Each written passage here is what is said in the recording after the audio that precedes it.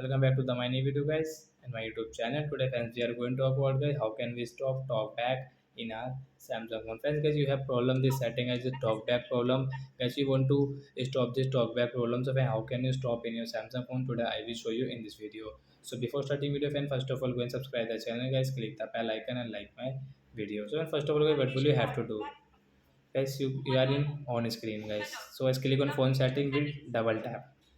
Then guys scroll with your two fingers. Guys you can use guys any two finger guys, but guys two finger guys you will have to use, one finger will not work guys.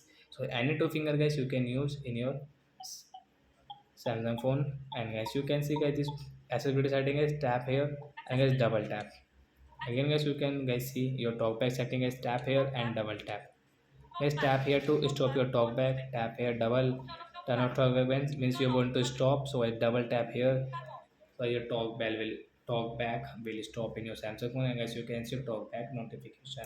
How can you use, how can you off, and how can you on it? So like that guys you can stop your talk back in your Samsung phone. So that's it guys, thanks for watching the video, bye guys.